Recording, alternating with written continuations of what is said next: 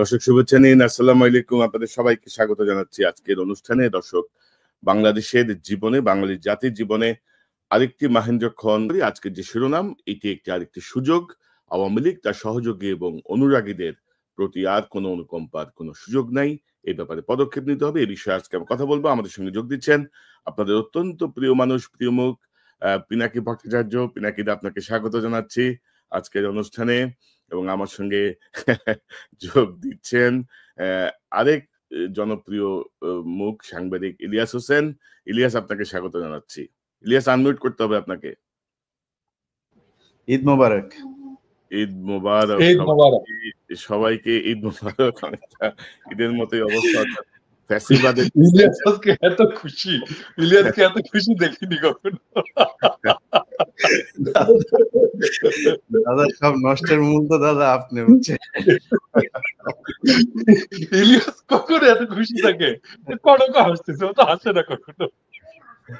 না, এখন ধরেন আসলে দাদা দেখেন যে এই ৩২ নাম্বারটা ধরেন একটা ঐতিহাসিক ভবন, কোনো সন্দেহ নাই, একটা স্মৃতি বিজড়িত ভবন, কোনো সন্দেহ নাই। কিন্তু গত ১৬ বছরে এই ৩২ নাম্বার শেখ মুজিবকে ব্যবহার করে যেভাবে গুম, খুন, মানুষ হত্যা, গণহত্যা, ভুয়া নির্বাচন, দখলদারিত্ব যেভাবে প্রতিষ্ঠা হয়েছে, তো মানুষের ক্ষোভটা যে পড়েছে ওইখানে।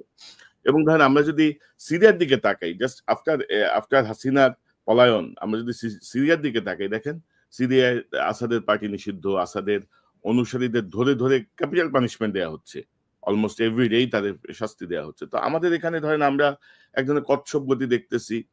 বিএনপিও এক ধরনের মায়া মহব্বত, জামাতের এক ধরনের মায়া মহব্বত, অন্যান্য রাজনৈতিক দলগুলো এক ধরনের মায়া মহব্বত, এবং আওয়ামী লীগ দেখেন বিভিন্ন জায়গায় যোগ দিচ্ছে, বিভিন্ন দলে তারা আবারও সেই আগের ভূমিকা অবতীর্ণ হচ্ছে। তো আমি যেটি প্রথমেই বলছিলাম যে অনেকে বলছিল না যে ছাত্রদের ঐক্য ভেঙে গেছে, শেষ, এখন এরা ডাক দিলে আর ২০০ লোকে আসবে না, কারণ এরা নিজেরাই মারামারি করতেছে, ইত্যাদি ইত্যাদি অনেক কথা আমরা শুনছি। কিন্তু এটা আরেকটা মানে সাইন যে নো, ছাত্র জনতা এখনো ইউনাইটেড এবং তারা ওয়াচডগের ভূমিকায় আছে। এবং সরকারের জন্য এটা কিন্তু এক ধরনের, আমি মনে করি যে একটা সিগনাল যে নো, এইসব করা যাবে না। তো পিনাকিদা, আপনার কাছ থেকে শুনি এই যে সুযোগ, আমি মনে করি এটাকে সেকেন্ড একটা সুযোগ ৫ই আগস্টের পরে। আপনার কাছ থেকে শুনি যে আওয়ামী লীগ সহযোগী এবং তার অনুরাগীদের ব্যাপারে আমরা কি করতে পারি, কি করণীয় সরকারের প্রতিটা জেলা উপজেলা পুরো দেশে। না, প্রথম ইয়েটা হচ্ছে যে বিপ্লব বিজয়ের তো কিছু চিহ্ন স্মারক লাগে আর কি। হ্যাঁ, যেমন ধরেন ফরাসি বিপ্লবে বাস্তিল দুর্গটাকে ভেঙে ফেলা হয়েছিল। আমরা শেখ মুজিবের মূর্তি উৎপাদন করছি, সেটা ঠিক আছে, কিন্তু ধানমন্ডি ৩২ নাম্বার এটা একটা সিগনিফিকেন্ট একটা আইকন ফ্যাসিবাদের। সেই আইকনটাকে ধ্বংস করা আমাদের জন্য জরুরি ছিল। এবং ৫ই আগস্ট আসলে এমন হয়েছিল, এটা তো শুধু আমার জন্য না, সবার জন্যই একটা অপ্রত্যাশিত, হঠাৎ করে বিজয়টা আসছে এবং আমরাও মোটামুটি অপ্রস্তুত, এবং কি করতে হবে তখন বিজয়ের আনন্দে আমরা এতই মাতোয়ারা যে গুরুত্বপূর্ণ কাজগুলো আমরা করতে পারিনি। এবং তারপর থেকে আমার মনে হচ্ছিল যে আরে এই কাজটা তো হলো না। তারপরে ধানমন্ডি ৩২ নাম্বারে দেখা গেল যে সাগর রুনির ছেলে যে এটা পরিষ্কার করছে, মানে সেটাকে ঘিরে আর একটা ন্যারেটিভ তৈরি করার চেষ্টা করা হচ্ছে। আরে এটা তো আবার সেটাকে ঘুরে দাঁড়াবে এটা নিয়ে। আমি কিন্তু কনসিস্টেন্টলি, সবাই নিশ্চয়ই লক্ষ্য করছেন, কনসিস্টেন্টলি আমি বলছি ধানমন্ডি ৩২ নাম্বারকে ঘুরাই দিতে হবে। হ্যাঁ, ইভেন আমার ২ এপিসোড আগেও আমি বলছি যে ধানমন্ডি ৩২ নাম্বারকে ঠ্যাতলায় ঘুরাই দিতে হবে। বুলডোজার শব্দটা আমি ক্যাটাগরিক্যালি বলছি, আমি তো ইঞ্জিনিয়ার না, আমি তো জানি না। আজকে আমাকে বলতেছে ইঞ্জিনিয়াররা যে দাদা এটা বুলডোজার না, এটা এক্সক্যাভেটর লাগবে। এবং যখন বুলডোজারের কথা বলছি তখন অসংখ্য মানুষজন আমার কাছে ইয়ে করছে, এবং আমি নাম বলতেছি না, কিন্তু একজন ভদ্রলোক, সরকারি একজন ইঞ্জিনিয়ার, যিনি বুলডোজার এক্সক্যাভেটর সাপ্লাই দিচ্ছেন আর কি, বিভিন্ন জায়গা থেকে নিয়েছে, আরো আসবে, এখন এসছে, আরো আসবে। তো এটা একটা ঐতিহাসিক মুহূর্ত। এবং আমি কিন্তু সত্যিকার অর্থে আমি বলি, আমি কিন্তু কল্পনা করিনি যে ৩২ নম্বর আমরা ঘুরাই দিতে পারবো। আমি এটা মনে করিনি, আমার মনে হয় যে কেউই বোধহয় মনে করেনি, কারণ এটা সেই দিন করা যায়নি। সেদিন করা গেলে হয়তো ৫ই আগস্ট ৫ই আগস্টের ৬ মাস পরে এটা আবার আমরা করতে পারবো। হ্যাঁ, যেখানে আমরা অনেক বিভক্ত হয়ে গেছি, আমাদের শক্তি, আমরা মনে করছি যে আমাদের শক্তি কমে গেছে, জনগণের ঐক্য, আওয়ামী লীগ ফিরে আসছে তার একটা শক্তি নিয়ে, সরকারের প্রতি অনেক বিরূপ বিতৃষ্ণা এটাও জন্ম নিয়েছে, তাদের অদক্ষতা আমাদেরকে ক্ষুব্ধ করছে। এরকম একটা সময় আমরা এটা করতে পারবো, এটা আমি কিন্তু কল্পনা করি। কিন্তু আজকে একটা অসম্ভব একটা বিষয় ঘটে গেল, যেটার সিগনিফিকেন্স মারাত্মক। সেটা সিগনিফিকেন্স হচ্ছে বিপ্লবের আগুন এটা নেভে, বিপ্লব এখনো জিন্দা আছে এবং আমাদের ক্ষত শুকায়নি, এবং আমাদের ঐক্যের যেটা শীর্ষবিন্দু ফ্যাসিবাদের বিরুদ্ধে, সেখানে আমরা সবাই সবাই হুম আমাদের আমাদের পরের পথটা হয়তো ভিন্ন হতে পারে, কিন্তু ফ্যাসিবাদ যে বাংলাদেশে ফিরবে না এবং ফ্যাসিবাদের আমরা কোনো চিহ্ন রাখবো না, সে ব্যাপারে গোটা জাতি, পুরো জাতি আবার একমত। শুধু কিন্তু আরেকটা জিনিস, শুধু কিন্তু ঢাকায় হয়েছে তা না, খুলনায় হয়েছে এবং বিভিন্ন জায়গায় হচ্ছে আর কি।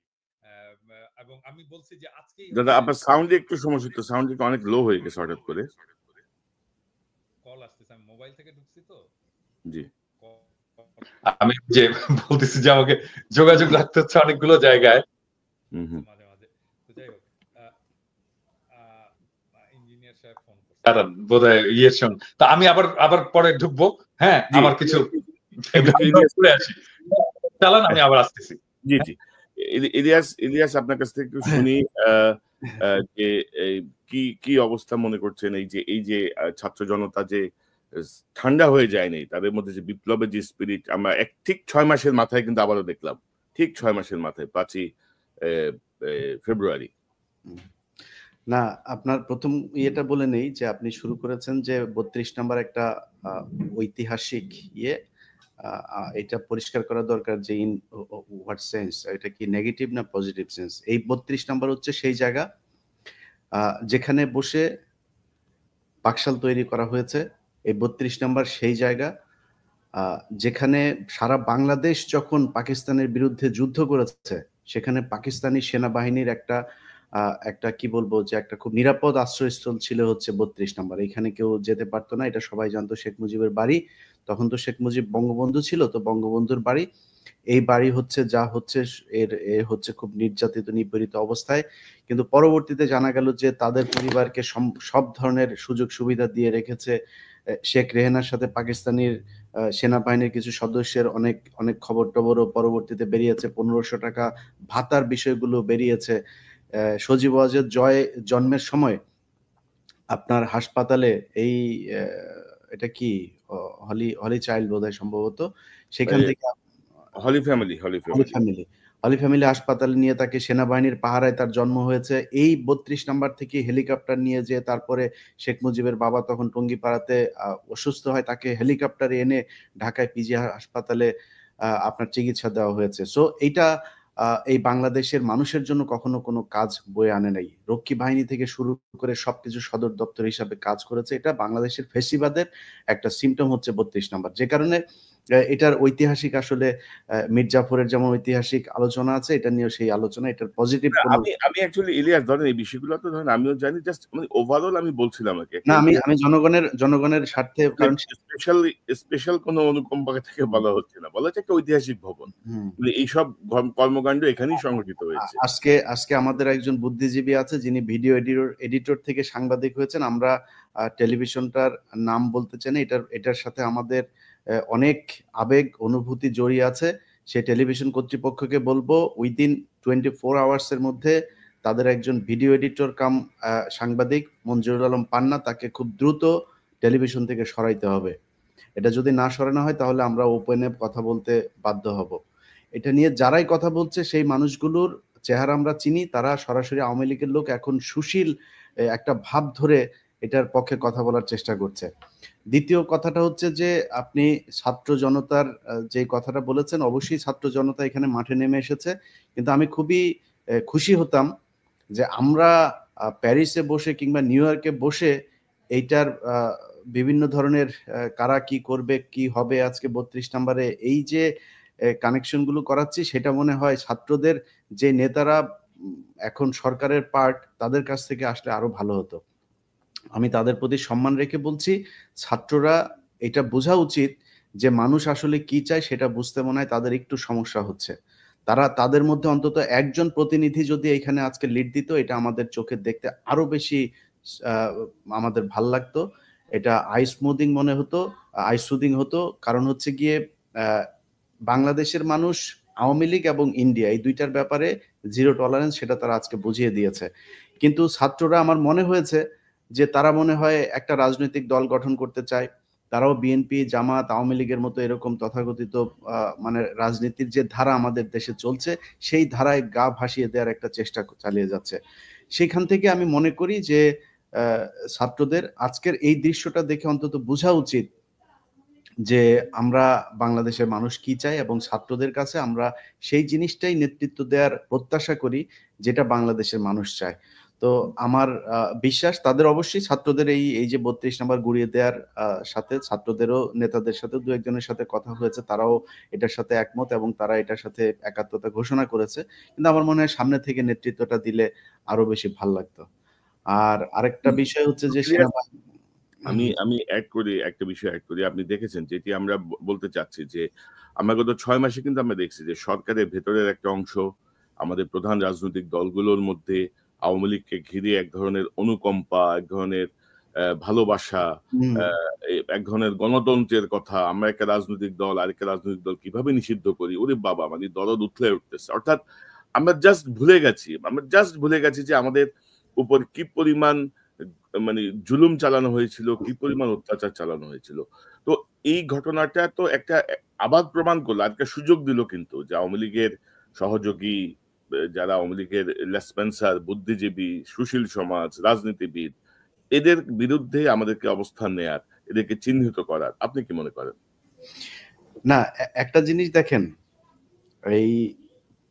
এই যে ২১শে বইমেলা, বইমেলাতে একটা ডাস্টবিন বানানো হয়েছে শেখ হাসিনার ছবি দিয়ে। ওরে তো পাবলিক টয়লেট পর্যন্ত বানানো দরকার, ওর ছবির উপরে মানুষের মানে মলমূত্র ত্যাগ করা উচিত। ইলিয়াস দেখো, আমার মেয়েটাকে ওরা মেরে ফেলেছে, আমি এই মেয়েটাকে নিয়েই বেঁচেছিলাম বলে তিনি কান্না করছিলেন, খুব কষ্ট হচ্ছিল। কনক ভাই ধরেন, আমরা এই 15ই আগস্টের ঘটনাকে নিয়ে শেখ হাসিনাকে এই সারা জীবন এই এক ঘটনা দিয়ে, কিন্তু যদি নাকি ধরেন আমি যদি ওই 15ই আগস্টের ওই জায়গায় থাকতাম, আমি মনে করি শেখ মুজিবের বিচার হওয়া দরকার ছিল, বাংলাদেশের মানুষ জানা দরকার ছিল যে শেখ মুজিব কি কি অপরাধ করেছে। এই এতগুলো মানুষ মেরে কিন্তু তাদের প্রতি একটা সহানুভূতি তৈরি করেছে, এই সহানুভূতি নিয়েই চলছে। কিন্তু এই যে আমরা তাদের প্রতি সহানুভূতিশীল, সারা বাংলাদেশে তারা কত মানুষের সন্তান বলেন আপনি, পাশার স্ত্রী কি করেছিল, পাশার মেয়ে কি করেছিল, তাকে ট্রাকের নিচে চাপা দিয়ে তারপরে মেরেছে, এটা মানুষের সামনে বলতেও পারে নাই। বজলুল হুদা, তাকে মৃত্যুর পরে তাকে জবাই করা হয়েছে, তাকে মানে জবাই করে হত্যা করা হয়েছে, মানে এত নৃশংসভাবে মারার তো দরকার নাই। শেখ হাসিনা কি করতে পারে সেটা আমরা বহু ইতিহাস জানি।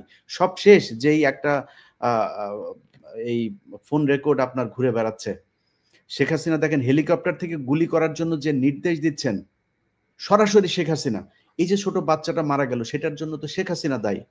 অতএব আমরা এই যে এই অল্পতে খুব কি বলে যে তুষ্ট হয়ে যায় এবং অল্পতে সব অতীত ভুলে যাই, এটার কারণে আমাদেরকে এই অতীতে বহু মূল্য দিতে হয়েছে এবং ভবিষ্যতে মূল্য দিতে হবে। সো ওই জায়গাগুলো যেন না হয়, আবার যেন আওয়ামী লীগ এবং ইন্ডিয়া এই দুইটা জায়গাতে যেন আমরা সবাই একমত থাকি।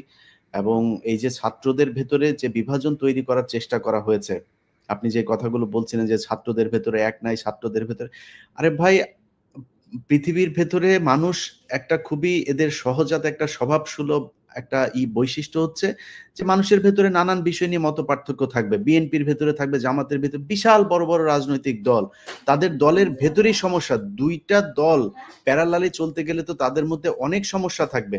সো সেই জায়গাটাতে আপনি একটা জিনিস চিন্তা করেন যে এই ছাত্রদের ভেতরে কিছু বিষয় নিয়ে মত পার্থক্য থাকার কারণে তাদেরকে বলা হচ্ছে তাদের ঐক্য ভেঙে গিয়েছে। সো এই ঐক্যগুলো যে ভেঙে যায় সেটার একটা নিদর্শন এটা, এবং ছাত্রদেরও চিন্তা করা উচিত যে তারা এখনো কি করবে। আমরা এখনো ছাত্রদের প্রতি সম্মান রেখেই কথা বলছি, তাদের প্রতি আমরা শ্রদ্ধাশীল। 5ই আগস্ট তারা যেটা করে দেখিয়েছে, এটার জন্য তারা ভবিষ্যতেও যদি ছোটখাটো কোনো ভুল করেও থাকে, ইভেন কি ব্যক্তিগতভাবেও যদি আক্রমণ করে থাকে আমাদেরকে, আমি অন্তত আমার জায়গাটা পরিষ্কার করি, আমি ছাত্রদের প্রতি যথেষ্ট সম্মান দেখাবো এবং তাদের প্রতি সেই সম্মান রেখেই বলছি যে আজকের ঘটনায় তাদের আমার মনে হয় এই চিন্তা করা উচিত যে আসলে তারা কি করবে। আওয়ামী লীগের ব্যাপারে যত বেশি তারা, আপনি দেখেন আজকে সারা বাংলাদেশ এক হয়ে গিয়েছে, সারা বাংলাদেশের মানুষ আজকে সোশ্যাল মিডিয়াতে দেখেন কেউ এটার বিরুদ্ধে নাই, শুধু কতিপয় সুশীল ছাড়া। মিছিল। হ্যাঁ, এর বাইরে সাধারণ মানুষকে আপনি দেখবেন না যে ছোট একটা মিছিল। আর আরেকটা জিনিস কনক ভাই বলে রাখি, আমি পরে বলি, যদি আপনি বলেন, প্রশ্ন থাকে। না আমি বলছিলাম যে ধরেন আমাদের এই যে সংবাদ মাধ্যমগুলো আছে, পত্রিকা বলেন, মিডিয়া বলেন, এই টেলিভিশন বলেন, এরাও কিন্তু খুব মানে এগুলো আসলে আপাতদৃষ্টিতে মনে হচ্ছে তারা একটা নিরপেক্ষ অবস্থানে, তারা কিন্তু খুব কৌশলে মানে হাসিনা আওয়ামী লীগের পক্ষে কাজ করছে, বিভক্তি ধরিয়ে দেওয়ার কাজ করছে। এক ধরনের মানে ধরেন যে এই হাসিনা ফিরে আসবে এই ব্যাপারটা কিন্তু তারাই এস্টাবলিশ করছে নানাভাবে, এবং যেটা আমি মনে করি যে সকল সমস্যার মূল। মানে আপনি যদি দেখেন হাসিনা আজকে যে টেলিফোনে যে বক্তব্য দিল, কোনো অনুকম্পা নাই, কোনো অনুশোচনা নাই। এর মধ্যে আপনি দেখেছেন যে সে অমুকের হাত ভেঙে দাও, অমুকের বাড়ি পোড়ায় দাও, ওদের বাড়িঘর, আমাদের বাড়িঘর আছে, ওদের বাড়িঘর নাই। যত রকমের কথা। সে ক্ষমতায় থাকতে যেমন প্রধানমন্ত্রীর অবৈধ প্রধানমন্ত্রীর চেয়ারে বসে সে যেমন বলছিল যে আগুনে ফেলে দাও এদেরকে, যারা আগুন জ্বালাইছে তাদেরকে আগুনে পোড়ায় দাও, আগুনের মধ্যে ফেলে দাও। এখনো কিন্তু সে সেম টোনে কথা বলতেছে এত হত্যাকাণ্ডের পরেও। এখনো সে ঠিকানা কার কোথায় পরিবারের লোকজন আছে তাদেরকে পর্যন্ত ই করে। আমরা আজ পর্যন্ত বলি নাই যে কারোর অন্যায়ের জন্য তার পরিবারের মানুষকে, যদিও আমাদের পরিবার, আপনার নিজের বোন জেল খেটেছে, আমার পরিবারের লোকজনের উপর নানানভাবে টর্চার করা হয়েছে, কিন্তু আমরা আজ পর্যন্ত বলি নাই যে কারোর অন্যায়ের জন্য কারোর পরিবারের উপরে হামলা করা হোক। তিনি কিন্তু এখনো বলছেন কোন জজের, কোন এই সমন্বয়কের পরিবারের কে কোথায় আছে এগুলো লিখে রাখতে, এগুলো সব হিসাব নেওয়া হবে। তো আপনি কি মনে করেন এই যে ধরেন এখন আমাদের রাজনৈতিক দল, বিশেষ করে প্রধান রাজনৈতিক দলগুলো বিএনপি, জামাত, তাদের আসলে আমার মনে হয় যে তাদের ভাবনাটা আবার মানে রিথিঙ্কিং করার একটা সুযোগ আসছে আর কি। তারা যেভাবে ভাবছিলেন, আপনি কি মনে করেন? আপনার কি না, পরামর্শ? তা তো অবশ্যই। আমি ধরেন সমস্যাটা হয় কি, বাংলাদেশের মানুষের ভেতরে একটা চরম আকারে প্রতিযোগিতা কাজ করে। এই প্রতিযোগিতাটা তারা অনেক সময় অসুস্থ ক্ষেত্রেও প্র্যাকটিস করার চেষ্টা করে। যেমন আমাকে নিয়ে ধরেন, যদি আমি একটা জামাতের ব্যাপারে একটা কথা বলি, তখন আমাকে বানানো হয় আমি বিএনপি পন্থী। আবার বিএনপির ব্যাপারে একটা কথা বললে আমাদেরকে বানানো হয় জামাতপন্থী। ভাই, আমি জামাতপন্থীও না, বিএনপি পন্থীও না। আমি আবার যদি জিজ্ঞেস করেন যে আমি কোন পন্থী বলতে হবে, তাহলে আমি জামাত বিএনপি পন্থী। কারণ আমরা এক জায়গায় আমরা মানে ঠিক আছে, সেটা হচ্ছে আওয়ামী লীগকে কোনো ছাড় দেওয়া হবে না। আওয়ামী লীগকে যেই দল যত বেশি ছাড় দেবে, আমি সেই দল থেকে তত বেশি দূরত্ব বজায় রাখবো। সো এই জায়গাটাতে ঠিক থাকতে হবে। আজকে যদি নাকি জামাত এবং বিএনপির ভেতরে এই ধরনের কোনো চুক্তি হয় যে তাদের একটা রাজনৈতিক অ্যালায়েন্স থাকবে, তাদের একটা রাজনৈতিক বলয় থাকবে, এই দুই বলয়ের তারা বিভক্ত হোক, বিভক্ত হয়ে বলুক যে আমরা 5 বছর করে আমরা ক্ষমতায় থাকবো, আমার কোনো সমস্যা নাই, থাকেন। কিন্তু আওয়ামী লীগ এটা এই দেশের কোনো রাজনৈতিক দল না, এটা ভারতের একটা রাজনৈতিক দল, এবং ভারত তাদের সব ধরনের বুদ্ধি, পরামর্শ, নিয়ন্ত্রণ সবকিছু তাদের হাতে। সো আমি তাদেরকে বাংলাদেশের কোনো রাজনৈতিক দল মনে করি না। ভারত মনে করে যখন আওয়ামী লীগ ক্ষমতায় থাকে তখন তারাই ক্ষমতায় আছে, এবং এটা সেই ৭১ থেকে ৭৫ এটাই হয়েছে, এবং এই ২০০৯ থেকে আজ পর্যন্ত সেটাই হয়েছে। বিডিআর হত্যাকাণ্ড দিয়ে শুরু হয়েছে, এখন পর্যন্ত সেটা চলছে। অতএব বিএনপি এবং জামায়াত যতই চেষ্টা করুক যে তারা ইয়ের সাথে, আপনার ভারতের সাথে সুসম্পর্ক বজায় রাখবে, আমি এই জিনিসটা কোনোভাবে বুঝি না। যে কালকে জামাত ইসলামের আমিরের একটা বক্তব্য একটা পত্রিকাতে দেখলাম, আমি জানি না সত্য কি মিথ্যা। এখানে তিনি বলেছেন যে তারা কখনোই ভারত বিরোধী না। আরে ভাই, ভারত বিরোধী বললে সমস্যাটা কোথায়? এই দেশে মানুষের ভিতরে একটা ভীতি তৈরি করে দেওয়া হয়েছে যে ভারত বিরোধী, ভারতকে সরাসরি যদি করা হয় তাহলে ভারত আর ক্ষমতায় আসতে দিবে না। ভারত এই দেশের ক্ষমতার কন্ট্রোল করে না। ৫ জানুয়ারি ভারত ঠেকাইতে পারে নাই। সো এরকম অনেক নির্বাচন হয়েছে। ৯১ তে তো ভারত কখনোই শেখ খালেদা জিয়াকে ক্ষমতায় আনতে চায়নি। এই দেশের জনগণ নিয়ন্ত্রণ করেছে যে কারা ক্ষমতায় আসবে। সো সামনে কেন পারবো না? আমার মনে হয় এই যে একটা জুজুর ভয় যে ভারত, আপনি ২৫শে ফেব্রুয়ারির ঘটনায় এই যে পিলখানা হত্যাকাণ্ড, ভারত নাকি আমাদের উপরে অ্যাটাক করবে, এই জন্য সেনাবাহিনী, অনেক অফিসারের সাথে কথা বলে এটা শুনলাম। বললাম এত সহজে ভারত বাংলাদেশ দখল করে নিবে? ওরা ওই পাশে সেনাবাহিনী উপস্থিত ছিল, মানে প্রস্তুত ছিল। এই জিনিসগুলো করা হতে। রাজনৈতিক দল দুইটা, জামাত এবং বিএনপি, তাদের কাছে অনুরোধ যে আপনারা এই ভীতি থেকে বের হয়ে আসেন। আপনারা যত চেষ্টাই করেন ভারতকে কখনো তার পছন্দের ১ নাম্বার তালিকায় আওয়ামী লীগকে সরাইতে পারবেন না। ভারতের পছন্দের ১ নম্বর তালিকায় সবসময় আওয়ামী লীগ ছিল, আছে, সারা জীবন থাকবে। ওই তালিকায় আপনি বিএনপি আর জামাত যত প্রতিযোগিতায় করেন, ওই জায়গায় আপনারা যেতে পারবেন না। রাইট। কিন্তু ইলিয়াস ধরেন আমাদের প্রশাসনে এখনো আওয়ামী লীগের অনুসারী সবাই বসা। আমাদের সেনাবাহিনীর ভিতরে মানে অন্তত ধরেন 15 থেকে 20 জনের মতো একেবারে ডাইহার্ড মানে হাসিনার অনুসারী, যারা হয়তো এখনো হাসিনার সঙ্গে যোগাযোগ রাখছে নিবিড়ভাবে, তারা বসা। এবং আজকে তো ধরেন আমি খুব অবাক হইলাম যে যখন 32 নম্বরে দেখলাম যে সেনাবাহিনী যে ঢুকেছে, তো এরা আমার মনে হয় এটা একটা তদন্ত হওয়া উচিত যে কে পাঠালো, কার নির্দেশে গেল, কি ভূমিকা, আমার মনে হয় এটা একটু দেখা উচিত। আপনি কি মনে করেন? অবশ্যই এটা সেনাবাহিনী যে এখন পর্যন্ত আপনার মানে আওয়ামী লীগের হয়ে কাজ করছে, এর আমি আপনাকে কয়েকটা জিনিস বলি। আলেমদের মুক্তির ব্যাপার আমার আজকে ওটা নিয়ে একটা লাইভ করার কথা, গতকালকে কথা ছিল, আমি লাইভটা করতে পারি নাই, আমার কিছু সমস্যা হচ্ছিল। আজকে সেই লাইভটা করার কথা ছিল, তো সকালে ঘুম থেকে উঠে তো দেখি ঈদ মোবারক, যেই কারণে ওই লাইভটা আমি বললাম হুজুরদেরকে যে হুজুর আমরা আজকে এটা করলে এই ইস্যুটা আসলে গুরুত্বপূর্ণ ইস্যু, সো আপনার ওই ইস্যুটা আটকায় যাবে। তো আমরা আগামীকালকে ওই বিষয়টা নিয়ে কথা বলবো। এই আপনার এমনিতে তো এখন পর্যন্ত বিচারকদের ভেতরে আওয়ামী লীগের এই লোকজন আছেই। আইন মন্ত্রণালয় এখনো পুরোপুরি একদম আইন মন্ত্রণালয়গুলোর বেশিরভাগই সচিব, আমলা এগুলো তো সবই এখনো আওয়ামী লীগের শেপেতে তারা বসে আছে। তার উপরে কিছু কিছু বিচারক মামলার আপনার দিচ্ছে, জামিন দিচ্ছেন এই আলেমদেরকে। দেখেন সেই উদীচী, 21শে আগস্ট, 10 ট্রাক সব তো একই সুতোয় গাঁথা। তো এই আওয়ামী লীগের এই ইন্ডিয়ার এই যে ষড়যন্ত্র, এই ষড়যন্ত্রটা বুঝতে বর্তমান সরকারের আর কত বছর সময় লাগবে? তাদের তো উচিত ছিল যে পরের দিনে এই মামলাগুলো সব বাতিল করে দেয়া, এবং যদি মনে করে যে কোনো ঘটনা নিয়ে তাদের কোনো তদন্ত করা উচিত, তাহলে তারা সেটা নিয়ে তদন্ত করুক। আমার মনে হচ্ছে বর্তমান সরকার থেকে শুরু করে সেনাবাহিনী, আমলা, রাজনৈতিক দল সবার একটা জায়গাতে তারা ছাড় দিচ্ছে শেখ হাসিনাকে। সেটা হচ্ছে বিডিআর আর আলেম, এই দুইজনাদের বিরুদ্ধে যে মামলাগুলো আছে সেই মামলাগুলোতে তারা কোনোভাবেই শেখ হাসিনাকে ওভারটেক করতে চায় না। মানে শেখ হাসিনা যা করেছিল সেটাই মনে হচ্ছে করছে। তো ওইখানে গিয়ে আপনার যখন তাদেরকে ছাড়া হচ্ছে, আপনি জানেন আপনি যে জেলে ছিলেন প্রায় 9 মাস, এই আদালতে যখন আদেশটা হওয়ার পরে সেটা আবার ফের জেল কর্তৃপক্ষের কাছে সেটা আসতে হয়। এই যে আসার মাঝখানে যে সময়টা, এখানে আপনি বের হওয়ার সময়ও দেখেছেন যে সেখানে ডিজিএফআই লোকজন, এনএসআই লোকজন, সব গোয়েন্দা সংস্থার লোকজন থাকে এবং তাদের ক্লিয়ারেন্সের বাইরে এটা করা যায় না। তারা সেটা করতে দিচ্ছে না, তারা সেটা ডিলে করছে। 3 দিন 4 দিন তাদের এই আদালতের কপি যেতে সময় লাগছে। এই জিনিসগুলোতে তারা বাধা দিচ্ছে। অতএব ডিজিএফআই তে এখন পর্যন্ত এই সব আওয়ামী লীগের লোকজন, আমরা এই তালিকা যে আমাদের কাছে আছে এটা আপনাদের বোঝার জন্য আপনাদের সায়েন্টিস্ট হওয়ার দরকার নাই। সো আপনারা কারা, কারা আছেন, আপনারা এখন খুব বেশি বিশাল ক্ষমতাশালী আছেন। এই ক্ষমতায় আপনারা থাকতে পারবেন না। আজকের ঘটনা দিয়ে চিন্তা করেন, আপনারা কিন্তু কোনো কিছুই আটকাইতে পারবেন না। আর যদি মনে করেন এখন সেনা শাসন দিয়া কিছু কইরা ফেলবেন, ওইটাও আপনাদের পক্ষে সম্ভব না। দেশের মানুষ ওই জায়গাতে নাই আসলে। তো এই আজকের ঘটনায় যারা বুলডোজার করেছেন, আটকেছেন এবং বিভিন্ন জায়গায় সেনাবাহিনীর এই যে গোয়েন্দা সংস্থা মিলে নানান ধরনের গোয়েন্দা তৎপরতা করে তারপর সরকারকে বেকায়দায় ফেলে আবার শেখ হাসিনাকে আনার জন্য পায়তারা করছেন, স্বপ্ন দেখছেন। এই দিবা স্বপ্ন থেকে সেনাবাহিনীকে বের হয়ে আসতে হবে। কারণ আমার মনে হয় না যে সেনাবাহিনী আজকে যদি চাইতো তাইলেও এইখানে এইটা বাঁচাতে পারত। সেনাবাহিনী না, সেনাবাহিনীর ধরো 10 থেকে 15 জন অফিসার বা সর্বোচ্চ 20 জন। না ভাই, আপনি এটা বলবেন কিভাবে? ওয়াকারের নিজের ঘরের মধ্যে এখন পর্যন্ত শেখ মুজিবের ছবি।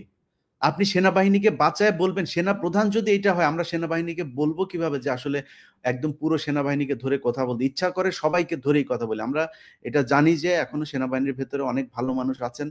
কিন্তু আমি তাদেরকে বলবো যে দেখেন আপনারা আপনাদের সেনাপ্রধানকে বুঝান, এবং এই যে ডিজিএফআই প্রধান থেকে শুরু করে যারা, যারা ডিজিএফআই তে ঝামেলা করছে তাদের আমার মনে হয় মানে এই পরামর্শটুকু দেওয়া উচিত যে মানুষ ওই মধ্যে আসলে এখন নাই। সেনাবাহিনীকে ঠিক হইতে হবে। 14 নির্বাচন, 8 নির্বাচন থেকে শুরু করে সেনাবাহিনী যেসব ঘটনাগুলো ঘটিয়েছে সেগুলো এই দেশে আর ঘটতে দিবে না বাংলাদেশের মানুষ। এবং কিছু কিছু ধরো আমরা দেখছি যে অবসরপ্রাপ্ত অনেকে নানা রকমের স্ট্যাটাস দিচ্ছে এখন, ধরো ইকবাল ভূঁইয়া। আর ইকবাল করিম ভূঁইয়া 14 সালে তার ভূমিকা কি ছিল? 14 নির্বাচনের কি ভূমিকা ছিল? তারপরে এরশাদকে নির্বাচনে আনতে কে বাধ্য করছিল? উনি আবার ধরেন ওনার অপরাধ সব আড়াল করে এখন মহান সাজার চেষ্টা করতেছে। ভাই খালেদা জিয়ার বাড়ি থেকে বের করেছে কার সময়? ইকবাল করিম ভূঁইয়ার পাওয়ার প্ল্যান্ট ছিল। 2টা অথবা 3টা পাওয়ার প্ল্যান্ট ছিল। পাওয়ার প্ল্যান্ট কারা পেয়েছে শেখ হাসিনার কাছ থেকে? ইকবাল করিম ভূঁইয়া সম্ভবত তখন আর্মি চিফ ছিল না, সম্ভবত উনি তো সেনাবাহিনীর একজন জেনারেল, তখন সেনাবাহিনীর জেনারেল, হ্যাঁ গুরুত্বপূর্ণ পজিশনে ছিল। তো ইলিয়াস ধরেন আর দুই একটা বিষয় একটু কথা বলি, পিনাকিদা আশা করি জয়েন করবে এর মধ্যেই। ধরেন আমাদের রাজনৈতিক, আচ্ছা এই প্রসঙ্গে যাওয়ার আগে আমি একটু বলি যে জেলে যারা আছে, ব্যস্ত আছে ভাই, হ্যাঁ জেলে যারা আছে তারা কিন্তু বেশ আরামায়েশি আছে বলা চলে, এবং আপনি যদি নেতাদের বিভিন্ন কথাবার্তা দেখেন, আমি তো এবং সালমান এফ রহমান তো জেলখানার ভেতর থেকে টেলিফোনেই অনেক রকমের অসন্তোষ তৈরি করছে, আপনি তো জানেন। তো এই জায়গাটা আমাদেরকে অ্যাডজাস্ট করা দরকার, সরকারের আর একটু কঠোর হওয়া দরকার বলে মনে করি। আপনার কাছে কি তথ্য আছে? আমার মনে হয়, আমি যতটুকু জানি, আমি কালকেও এটা নিশ্চিত হচ্ছিলাম, শুধুমাত্র নারী তারা নিতে পারছে না, নারীদের মানে রিকুইজিশন আছে কিন্তু নারীর এটা অ্যালাউ করছে না এখন পর্যন্ত। এই ছাড়া তারা মদ থেকে শুরু করে সবকিছুই পাচ্ছে ভেতরে। তো এই জেলখানার ভেতরে নিয়ে যদি তাদেরকে এভাবে আরামায়েশ করতে দেওয়া হয়, এবং হত্যা মামলার যেসব আসামিরা আছে তাদেরকে সবাইকে ধরাও হচ্ছে না, এই জায়গায় একটা মনে হচ্ছে সরকারের শৈথিল্যতা কাজ করছে। এই জায়গাগুলো তো অবশ্যই আমার মনে হয় ওই যেটা বললাম শুরুতেই, যে ছাত্রদের আরো বেশি তৎপর হওয়া উচিত, এবং ছাত্রদের বোঝা উচিত যে এই জায়গাগুলোই তাদের মূল পুঁজি। ছাত্ররা যদি মনে করে যে কয়েক হাজার কোটি টাকা ইনকাম করে নিয়ে তারপরে তারা বিশাল আকারে কিছু করে ফেলবে, ওটা দিয়ে শুধু একটা কাজই করতে পারবে, এই সরকার অন্য একটা সরকারের কাছে নির্বাচন দিবে, নির্বাচন দিয়ে আসিফ নজরুলের মতো বউ বাচ্চা নিয়ে তারপরে সব আমেরিকায় চলে যাবে, সেখানে গিয়ে সারা জীবন বসে খাইতে পারবে, এটা সত্যি কথা। কিন্তু যদি মনে করে যে না, আসলে রাজনীতি করতে চায়, দেশের মানুষের পাশে থেকে কিছু করতে চায়, দেশে থাকতে চায়, তাহলে তাদের দেশের মানুষের টোনেই কথা বলতে হবে।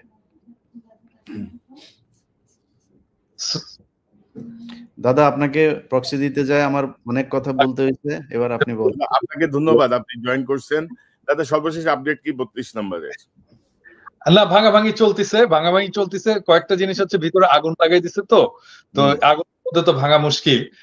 আর আরো অনেক বুলডোজার এবং এক্সকাভেটর চলে আসছে, তো আর ভিতরে লোকজন অনেক, ওদেরকে না সরাইলে ওগুলো জিনিসপত্র যদি ভেঙে আবার উপরে পড়ে তাহলে তো সমস্যা। তো যাই হোক, এই সব মিলে চলছে, চিন্তার কোনো কারণ নাই, রাত্রে সাফা হয়ে যাবে আর কি, রাত্রের মধ্যে সাফা হয়ে যাবে। এখন আমরা কি করব, ওই জায়গায় আমরা কি করব? তো আমি তো একটা প্রস্তাব দিচ্ছি যে ওইখানে 2013 সালের 5ই মেতে যে সমস্ত শহীদ শাপলা চত্বরে শহীদ হয়েছেন তাদের স্মৃতিতে একটা মসজিদ করা যায় কিনা, আলেমদের সাথে কথা বলতে হবে। আর কি কি করা যায়, অনেকে বলছে স্মৃতিসৌধ করা, অনেকে আবার বলছে যে দাদা আমার একটা খুব ভ্যালিড একটা পরামর্শ আছে, এটা করলে এটা টিকে থাকে। মসজিদ ওরা ভেঙে ফেলে, মসজিদ থাকবে না, আমি চাই একটা মন্দির হোক ওই জায়গায়। তাহলে কাজ করব, মন্দির ভাঙলে তখন আমরা বলবো যে মন্দির ভাঙতেছে। আচ্ছা, তাহলে এক কাজ করা যায়, একটা শিব মন্দির করা যায়। শিব পিনাকি মানে তো শিব, জানো তো? হ্যাঁ, শিব মন্দির করা যায়। প্রস্তাব দিয়ে দাও আর ইলিয়াস প্রস্তাব দিলে হয়ে যাবে। হ্যাঁ, পিনাকি মন্দির, হ্যাঁ কেমন হয়? ভালো না? মানে ওই হাসিনা যেভাবে চিন্তা করে আসলে এইভাবে চিন্তা করতে হবে। ওই যে দেখলেন না যে ট্রাম্পের ছবি নিয়ে মিছিল করতে হবে, এটা আবার ছবি তুলতে হবে যেন বলা যায় ট্রাম্পের ছবির উপরে হামলা করছে। এই জন্য মন্দির হইলে বলতে হবে যে এই দেখো, ইন্ডিয়াতে বলতে হবে দেখো হাসিনা এখন মন্দির ভাঙা শুরু করছে। তাহলে কি পিনাকি মন্দির হবে? পিনাকি ভট্টাচার্য না, পিনাকি মানে তো শিব মন্দির একটা করা যেতে পারে। শিব মন্দির জয়যুক্ত হয়েছে।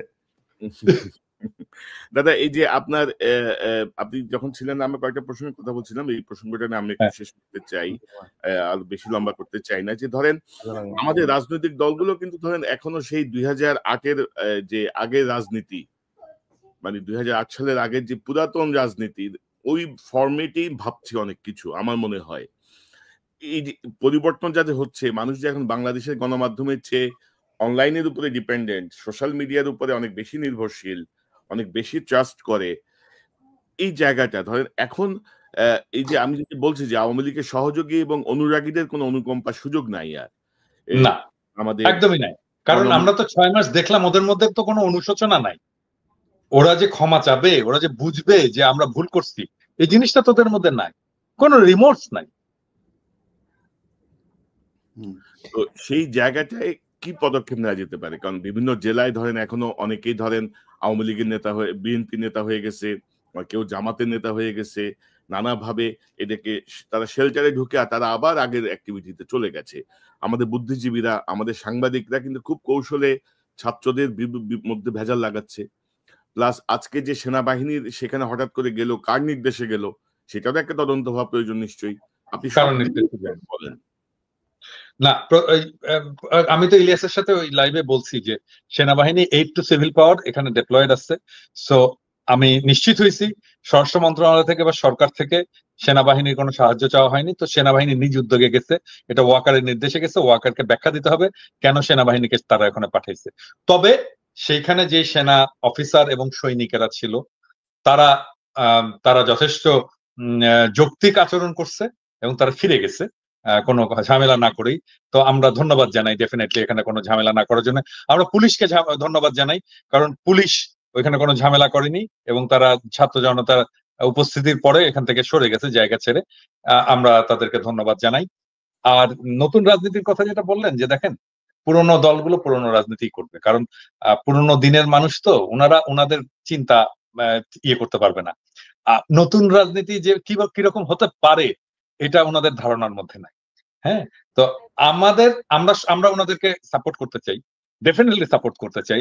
আমাদের যে প্রতিষ্ঠিত রাজনৈতিক দল আছে তারা আমাদের সম্পদ, এটা মনে রাখতে হবে। আমি সবসময় তাদেরকে রেসপেক্ট করি, কিন্তু তাদেরকে তো জনগণের আকাঙ্ক্ষা, জনগণের অ্যাসপিরেশন, যে বাচ্চারা রক্ত দিল তাদের আকাঙ্ক্ষাটাকে তো ধারণ করতে হবে।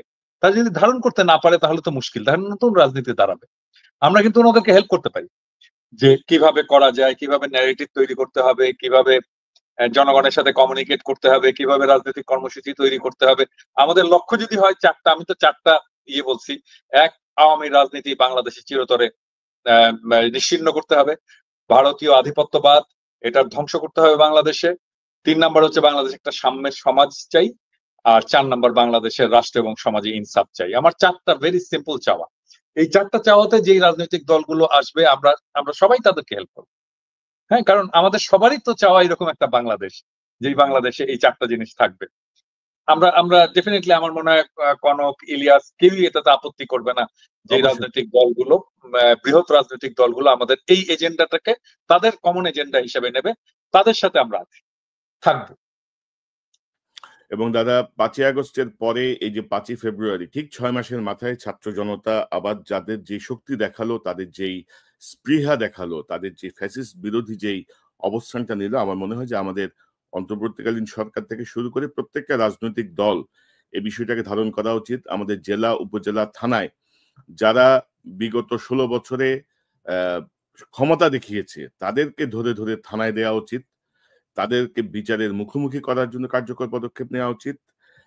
এবং যারা জেলে আছে তাদের টেলিফোনে, ভাই জেলখানা থেকেই তারা নির্দেশ দিচ্ছে বিভিন্ন জায়গায়, আপনি নিশ্চয়ই অবগত আছেন, সালমান এফ রহমান থেকে শুরু করে অনেকেই। এই জায়গাগুলো নিয়ে আমরা কি করতে পারি? আমি মনে করি তাদের আইনের মুখোমুখি করা উচিত।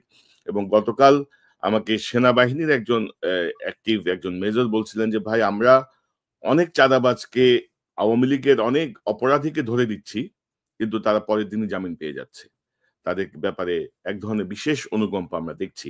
আপনার একটা মন্তব্য নিতে চাই। আমি আরেকটা বিষয় একটু বলতে চাই যে বর্তমান অন্তর্বর্তীকালীন সরকার, প্রফেসর ইউনূসের সরকার, এই যে 6 মাস পরে আবার ফুসে ওঠা ছাত্র জনতার আবেগকে যে গুরুত্ব দিয়েছে, তার একটা প্রমাণ রাখতে হবে। প্রমাণটা কি? আগামী কালকে একটা এক্সিকিউটিভ অর্ডার জারি করতে হবে যে কোন সরকারি অফিসে শেখ মুজিবের কোন ছবি থাকতে পারবে না।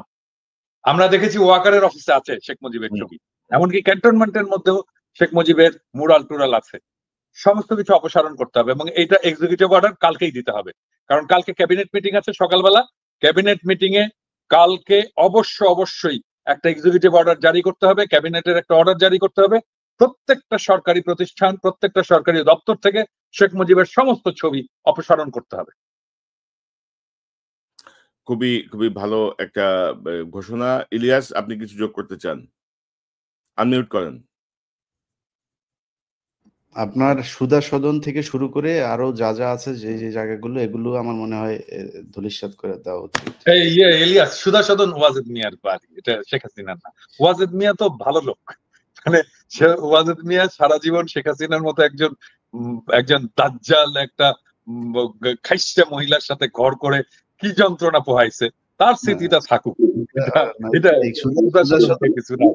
ওয়াজেদ মিয়া আসলে যাবে, কারণ ওয়াজেদ মিয়া যে পরিমাণে কষ্ট ভোগ করছে, ওরা জাহান্নামে আর কোনো কষ্ট আল্লাহ দিবে না। ওর কষ্ট আল্লাহ দুনিয়া থেকে ভোগ করায় নিয়ে গেছে। এরকম এক জিনিস যদি নাকি থাকে কারো ঘরে, তাহলে ওর অবস্থা শেষ। এবং দাদা আরেকটা প্রসঙ্গ বোধহয় আসা উচিত যে আমাদের আওয়ামী লীগের ধরেন 16 বছরে যেসব অনেক সাংবাদিক, অনেক লেখক, বুদ্ধিজীবী যারা আওয়ামী লীগের এই দুঃশাসনকে নানা কৌশলে সমর্থন করে গেছে, এই বইমেলা তাদের বই নিষিদ্ধের কথা বলছি না, কিন্তু তারা আবার ধরেন বই টই লিখে নানা রকমের ফন্দি ফিকির করতেছে, তাদেরকে আমাদের আসলে বয়কট করা উচিত। আজকে তো মাহমুদ ভাই তো একটা খুব চমৎকার একটা কলাম লিখছে, গিরগিটি সাংবাদিকতা। হ্যাঁ, এই যে জয় মামুন এখন বিএনপি প্রেমী সেজে গেছে, এবং হবে কিন্তু। এবং আমি রাজনৈতিক দলগুলোকে বলতে চাই যে আপনাদের তো যাওয়ার দরকার নাই ওদের কাছে। আপনারা তো চেনেন কারা লড়াই করছে, কারা সংগ্রাম করছে, কারা নির্যাতিত হয়েছে, এবং কারা ফ্যাসিবাদের দালাল ছিল। ওদের থেকে দূরে থাকেন, এটা আমার স্বনির্বন্ধ অনুরোধ। এদের থেকে দূরে থাকেন, দরকার নাই ওদের কাছে যাওয়া। ওরা আপনার কিছু অ্যাড করবে না, আপনার বরং ইমেজ নষ্ট হবে। কেউ যদি দালাল সাংবাদিকদের কাছে, দালাল লোকদের কাছে, দালাল প্রফেসরদের কাছে, দালাল বুদ্ধিজীবীদের কাছে যায়, তাহলে আপনার ইমেজ নষ্ট হবে। আপনার জনগণের ইমেজ দরকার, জনগণের সমর্থন দরকার। জনগণের সমর্থন তাদের সাথে আছে যারা এই লড়াই এতদিন ধরে ছিল।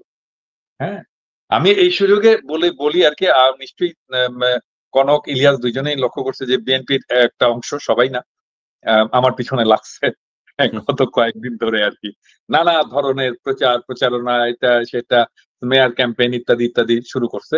আমি বলতে চাই কি যে করে লাভ নাই। হ্যাঁ, মানে করতে পারেন, আপনারা করতে পারেন, এটা আপনাদের ক্ষতি।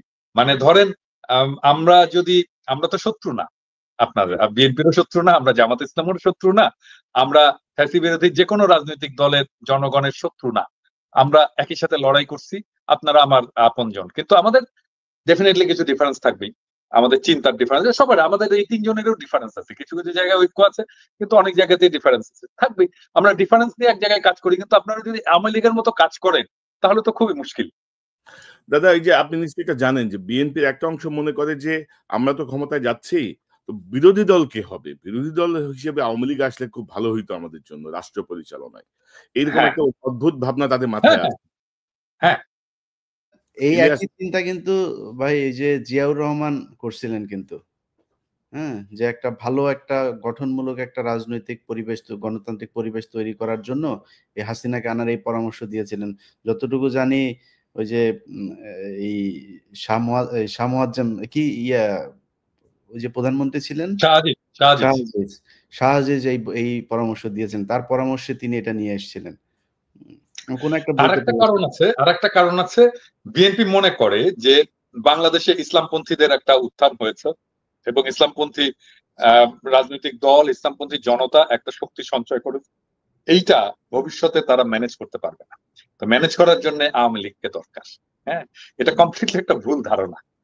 এই ভুল অ্যাজাম্পশনের উপরে দাঁড়ায় তারা সমস্ত অ্যাকশন গুলো নিচ্ছে, এবং সেই কারণে তাদের রাজনীতিটা ভুল হচ্ছে। এটা ধরায় দেওয়া আমাদের কর্তব্য। এবং আমরা মনে করি যে ওই ন্যারেটিভটা আওয়ামী ন্যারেটিভ, ওই ন্যারেটিভটা ইন্ডিয়ান ন্যারেটিভ, এবং সেই জন্য আমরা সতর্ক করতে চাই যে ওর মধ্যে ঢুকেন না।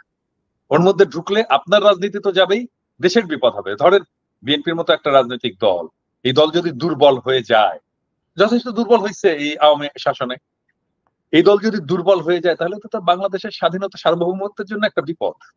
এই জিনিসটা আমরা বুঝতে পারতেছে না। হ্যাঁ, আমরা তো চাই না বিএনপি দুর্বল হোক, আমরা চাই বিএনপি সবল থাকুক। এবং দাদা তারেক রহমান সাহেব যে ভাবনায় ভাবছেন বা ওনার বক্তব্যে আমরা যে রিফ্লেকশনটা দেখি, এই রিফ্লেকশনটা কিন্তু মাঠে যারা আছেন, মানে যারা তার দলের ক্যারি ফরওয়ার্ড করতেছে না, আলাদা তো, কমপ্লিটলি আলাদা তো, দেখতেছেন না? মানে তারেক রহমান যেই ভাইব নিয়ে আসতেছে তার বক্তৃতাতে, তার বক্তব্যে, আর মাঠে তো আওয়ামী লীগ হয়ে গেছে সব। হ্যাঁ, জাতীয়তাবাদী লীগ হয়ে গেছে। তো তাদের আচার আচরণ বলেন, কথাবার্তা, সবকিছু, ন্যারেটিভ, সবকিছু। জামাতে ইসলামকে গালাগালি, আলবদর বলে গালাগালি, আল বটর বাহিনী বলে আর গালাগালি। হ্যাঁ, জামাতকে দেখতেই পারে না। হ্যাঁ, মানে কনফিডেন্স থাকা ভালো, আবার এতটা ওভার কনফিডেন্স আবার সমস্যা করবে আর কি। 91 সালে আওয়ামী লীগের যেটা হয়েছিল মানে আমার মনে হয় যে আরেকটু স্লোলি ভাবা উচিত। ইলিয়াস, আমার অনুষ্ঠানের শেষ পর্যায়ে আপনার শেষ মন্তব্য নিতে চাই, তারপর পিনাকিদার মন্তব্য নিয়ে আমরা অনুষ্ঠান শেষ করব। আমার আচ্ছা, শেষ আমি একটু ইলিয়াসকে বলি, ইলিয়াস বইটা পড়ছো? ফুলকুমারী পড়ছো? না দাদা, আমি তো ওই যে বিডিআর নিয়ে এত ব্যস্ত, আমি ওইটা এখনো পড়তে পারি নাই। আমার ইলিয়াস ওয়াইফ পড়া শেষ করলে আমার পড়া দাদা, হয়েছে আমার বই? আমি অর্ডার দিছি, আসতেছে। আচ্ছা, পড়া হইলে তাইলে আমরা একটা শো করবো। হ্যাঁ, পড়া হওয়ার পরে আপনার বইটা নিয়ে ওইটা আমরা অলরেডি আপনার এটা নিয়ে আমরা দুইজনই কথা বলতেছিলাম যে আপনার এটা নিয়ে আমরা একটা শো করবো। আমি অলরেডি দাদাকে বলছি যে আমি এটা নিয়ে একটা শো করবো, আলোচনা করবো বিস্তারিত ভাবে। তো ইলিয়াস, আপনার শেষ মন্তব্যটা একটু শুনি। এখন করণীয় কি? এই যে নতুন একটা সুযোগ, এই সুযোগকে আমরা কিভাবে কাজে লাগাতে পারি? সরকারের করণীয় কি? বিরোধী রাজনৈতিক অন্যান্য দলগুলোর করণীয় কি? আমি শেষ করি আওয়ামী লীগের দিয়ে, বাকি কথা দাদা বলুক। সেটা হচ্ছে যে আওয়ামী লীগের ভাই, আপনারা এই দেশের মানুষ, আপনাদের এই যে আমরা হাসাহাসি করছি, দাদা আজকে বলছিল যে আমি খুব খুশি, আসলেই খুশি, খুব খুশি। আপনাদের যে কোনো ধরনের এই ধরনের ক্রাইসিসে আমি সবসময় খুশি, কারণ আপনারা এই দেশে আজ পর্যন্ত যত বড় বড় ধরনের, যত মানে আর্টিফিশিয়াল যেই হত্যাকাণ্ডগুলো করা হয়েছে, সেটা সেই গান পাউডার থেকে শুরু করে ওই পিলখানা, তারপরে আন্দোলন, হেফাজত, সব জায়গায় নির্মম রসিকতা করেছেন।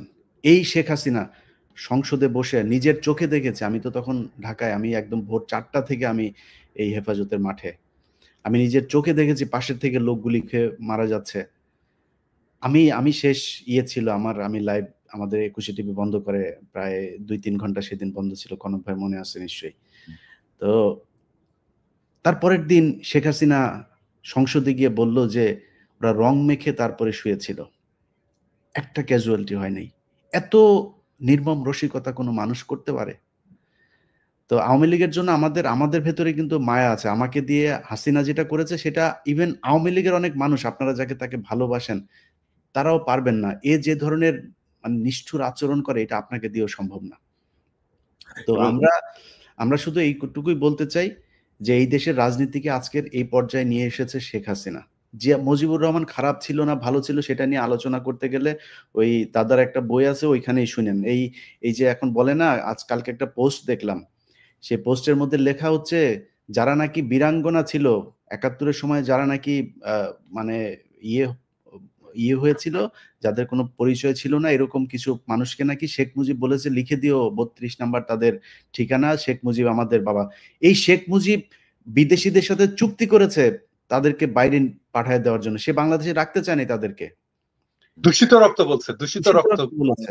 এবং এটা এই পিনাকি দাদার ওই বইতে উনি রেফারেন্স ওই জিনিসগুলো বলেছেন, আমি এছাড়াও অনেক বইতে পড়েছি। তো এই তো শেখ মুজিব, তাকে নিয়ে যদি আপনি কথা বলতে চান, এই ৩২ নাম্বারকে নিয়ে নেগেটিভ কথা বললে অনেক কথা ইতিহাসের একদম সূত্র ধরে ধরে বলে দিব, আমরা সেটা নিয়ে কথা বলতে চাই না, কিন্তু এই কথা আপনারা বলাচ্ছেন। আজকে ৩২ নাম্বার ভাঙতে মানুষ যেত না যদি আপনি এই কয়দিন আগে ২৫০০ মানুষ না মারতেন। বিএনপি আপনার পাশে দাঁড়াইতো যদি বিএনপির যে নেত্রী তাকে যদি তার ঘর থেকে আপনি বের না করতেন। এই তারেক রহমানকে দেশছাড়া করেছেন আপনারা। আজকে এই জামাতের উপরে যে ধরনের নির্যাতন হয়েছে, জামাতের একজন শহীদ দেলোয়ার হোসেন সাঈদী বলে গিয়েছিলেন, এই দেশের জনগণ তোমাকে টান দিয়ে মামু বাড়িতে নিয়ে ফেলবে, তুমি আজকে মামু বাড়িতেই আছো। তো আওয়ামী লীগের লোকজনের আমরা যেটা মনে করি যে একটু মিনিমাম হইলেও আপনাদের অনুশোচনা হওয়া দরকার। বাংলাদেশের মানুষের কাছে এখনো সময় আছে, মাপ চান। যতই এদের কথাবার্তা শুনে ফাল পারেন যে ৭৫-এ যেটা হয়েছে সেটা আমরা হইতে দিব না, আর ৭৫-এ মানুষ নেচেছিল, আজকেও নাচছে, আজকেও আপনারা কিছু করতে পারেন নাই। ভবিষ্যতে এরকম করলে আবারও মানুষ এইভাবে আপনাদের বিরুদ্ধে নামবে, সেই দিনও কিছু করতে পারবেন না। আজকে যারা বেঁচে আছেন তারা চোখের সামনেই দেখছেন যে 15ই আগস্টে মানুষ যে মিষ্টি বিতরণ করেছিল সেটা সত্য কি মিথ্যা। রাইট। ইলিয়াস, আমি শুধু একটা বিষয় যোগ করতে চাই। আপনি যে হেফাজতের রক্তের কথা বললেন, রক্ত রং মেখে হাসিনা যে বলল, আপনি নিশ্চয়ই দেখেছেন আরো নির্মম কথা। সে নিজের নির্দেশ দিয়ে গুম করে বলেছে এরা অভিবাসী হতে যে সাগরে ডুবে মারা গেছে। এরকম বক্তব্য কিন্তু সে দিয়েছে।